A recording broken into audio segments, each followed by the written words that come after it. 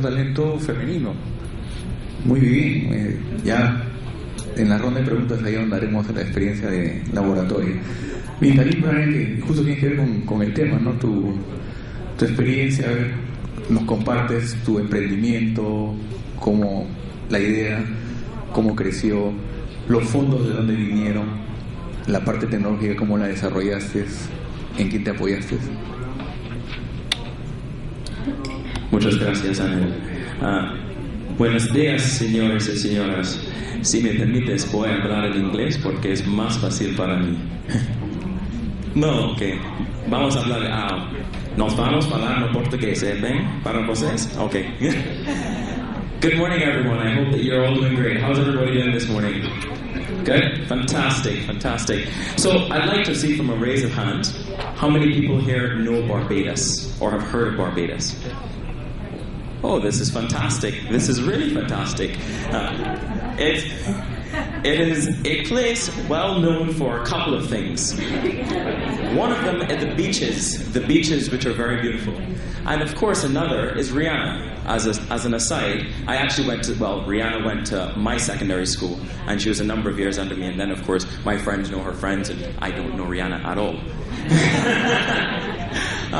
But I want to talk a bit about, so I'm from Barbados, and my company is called Caribbean Transit Solutions. We allow people to get real-time information on buses, which doesn't exist, on-demand information on buses, and then also book taxis from their phone. Very similar to a product that you may know called Easy Taxi, and of course in the world, Uber. But the most important thing as we start to look to the world is when success is when opportunity meets preparation. So what do I mean by that? Well, here there's a project called Bus Portal. And what that allows is people, that wouldn't have existed unless there was an unorganized network of buses that needed organizing. I want to say this correctly, Waira, which is an accelerator, wouldn't have existed unless there was a group of companies that wanted to start up and needed investment. And of course, since we're in Peru, Pisco Sour would never have existed unless there was Pisco, right? So of course, success is when opportunity meets preparation. So as we look to the future and we see opportunities, the world rife with opportunities. In a time when there were horses and there was low access to technology, we couldn't have made a successful Uber because there are not enough spaces for you to be able to add people. But in a place where you have high access to technology and of course low utilization, it allows us to share. And my company and I are part of the sharing economy. The economy that allows us to share resources and to enable people and the citizens to participate much more freely. So as I speak about the sharing economy, one of the things that's the most important is that there is an expensive resource like a house or a car. Many people know about Airbnb. And then, of course, Uber. And there are many other examples. TaskRabbit, we've got things like Fun. TaskRabbit allows you to get anybody who wants to do a task for you. If you need your curtains hung, if you need somebody to take your shoes to the cleaner, that is enabled all by the sharing economy. But what's really important about the sharing economy is that it transformed the traditional dynamic of people just going to do something to really having an experience. The experience economy, which is the economy where people are traveling to see the world, and in Peru we come here for gastronomic tours, we come here to do adventure travel. That's being transformed by the sharing economy because now you can get around very, very easily. Of course, Peru is one place that Lima blows my mind. Lima has more taxis than my country has people. So when you speak about a small country of 4 million, I say yes, a small country of 250,000 people. So it really is enabling people to participate in a way that just wasn't available before.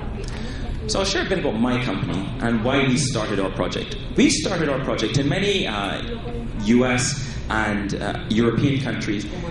You can go and you can almost set your watch by when the bus will arrive. In many Caribbean countries, it's not the same reality. There's no information about buses, there's no information about travel schedules, there's just no information. And we said, but why shouldn't there be information? So we started the project with the goal to give real-time information on buses. That then evolved to say, if we're looking at public transportation, it needs not just to be buses, it needs to be buses and taxis, because one is certainly a substitute for another. And then in places where there are rickshaws, we'll be able to provide information on rickshaws. The goal is to encompass the transportation ecosystem. So since June 2015, we launched our products to the market. We have two primary customer-facing products. That's Beep Cab and Beep Bus. Now, many people here know Easy Taxi, but in Barbados and many of the other Caribbean countries, they only know of Uber, which works in a way that could destroy the taxi ecosystem. We decided not to work like the Uber model, but actually to enhance the taxi offering and be able to allow people to book taxis directly from their phone, which is why we focus on working only with the taxis, very much like Easy Taxi as our model. So what's important is, as we look to the future, how are we looking to enable more entrepreneurs to get into the ecosystem? Because as I said earlier, success is when opportunity meets preparation. And what opportunity do we have in front of us? Many platforms have evolved and been created. We know of Twitter, we know of Facebook, we know of Instagram, and we know how people are telling us what they want to do. I mean, how many people have used Instagram within the last 2 days?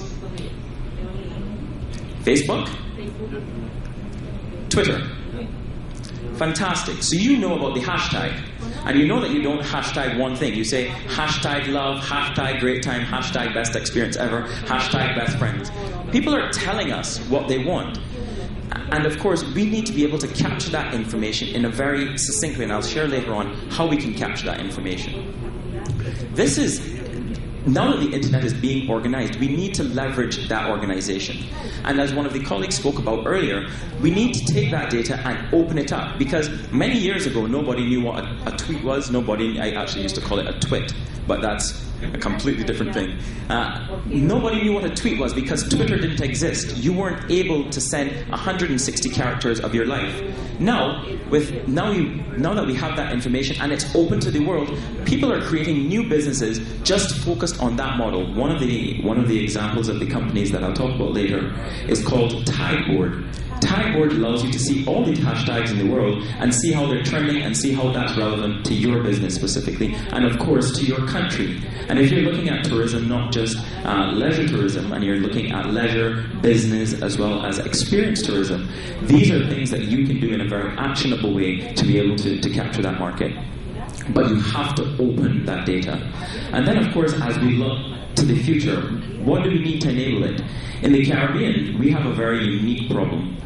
Every island is between 100,000 to maybe 2 million people. And every single place that you land, you have to check in and go through immigration. But wouldn't it be easy if you could just land in a jurisdiction and travel because it's one jurisdiction? Very much like the US, or very much like the Schengen region in Europe. Borderless travel, which will be a significant opportunity for both Latin America and the Caribbean, is really, really important to enable these companies. One of the things that I love about what Latin America is doing is that you're seeing startups and you're seeing countries really focus on this startup community. Chile is one of those examples. Argentina is another great example. And then, of course, Peru and Colombia are really, really great examples of how you're enabling that entrepreneurial ecosystem to thrive, allowing more companies to grow, like Laboratory, that are going to make a real impact in your community. But what is important about that sharing economy? One, you must be able to get it on demand. You must be able to get it now. We have access to the technology, and of course, we need to be able to access it easily and on your phone. The next one, of course, is that it needs to be the same thing every single time. You can't have, once you book an Uber and you get a really nice car, and then another time you book an Uber and you get a car where the wheel is going to fall off. You have to enable it in a way that people can trust that what they order is being delivered. And then, of course, the last thing, it needs to be safe. No matter if I get it and it's consistently good or consistently average, if I don't know that it's going to be safe, I won't use it. As an example, you wouldn't go and book an Airbnb if you didn't know that it was going to be a good accommodation. So these are the key these are the key items in the sharing economy that we need to look to enable. And of course, a company like mine, operating with the sharing economy, we have to make sure that while we operate with these independent taxi drivers, that each one of them understands that the consistency must be maintained, and the safety, of course, is key. So what we're looking to in the future, so now that we are, many of the countries in the Caribbean are new countries. We've gained our independence in the last 50 years. Barbados is about to celebrate its 50th anniversary in about a month. And at that time, there were exciting things happening. Workers' rights, we had liberalization of various sectors. They made, the leaders and the forward thinkers at that time really made big steps, big pushes to enable our economies. And of course, one of the things for Barbados was that we had free education. But 50 years on, where are we? People, the government seem to want to protect the status quo, to not make big decisions, to just look at it in our economies. Many of them are driven by tourism, by leisure tourism. They don't want to shift that too much because they say, well, then we'll lose our base. But we're already losing that base. We're losing that base because people are simply getting older. We need to appeal to a different type of traveler. And the beautiful thing is that we've got the adventure tourists. We've got the people that travel for food. We've got the people that travel for history. I mean, when I came to Peru 6 years ago, I was extremely excited to be able to go to Machu Picchu. Like many, I mean, it's one of the best known places in Peru. But of course, there's all the food that surrounds the experience of just getting there. And then, of course, it's so beautiful if we go to Largo Mar and then you just look over the cliff at the beach. It's to be able to enable these things and to share this with the world that this is now an opportunity is significant as we look to what is going to accelerate as we look to the next 50 years. So I want to talk about my best trip ever. Here's what I think about when I travel to the next place. In 50 years, what do we need to have in place? Well, of course, I want to be able to pre-book my lodging. So, of course, you can do that. And hotels, we're staying in a Hilton hotel. The hotels will never go away. They will always be there for the business traveler and many different types of travelers. But, of course, I want to be able to book my Airbnb. When I get to the airport, who do I want to pick me up? Beat cab. Of course, I want to be picked up by a beat cab, and that will be both in the Caribbean as well as Latin America. I want to be able to have an authentic experience by being able to go and dine with somebody at their home. That can be enabled by a company like Island Dine in Barbados. That's a group that has gotten together homeowners who want to cook for tourists. So you don't have to, and these are opportunities that are available right across the spectrum. In Peru, that may look like going to organizing different, I don't want to say hole in the wall, but unique or boutique restaurants for people to be able to go to that they would never be able to discover because they would never know it. And then, of course, these are things in the sharing economy that you'd never even think about. One is being able to use Wi-Fi. There is actually shared Wi-Fi where you can, you go anywhere in the world and you have all the Wi-Fi hotspots linked to your phone and you pay for that service. But people share and open their Wi-Fi. Another one, which I am a huge fan of, is a company called Bit in the Caribbean. It just received $16 million of investment from the retail giant Overstock. They're building a cryptocurrency that has digitized a regular currency, the regular fiat currency. And it's one of the first countries in the world, the Barbadian currency is one of the first countries in the world to have digitized that currency, allowing us to move quickly and easily between the Caribbean with a single currency. Imagine if we didn't have pesos, soles,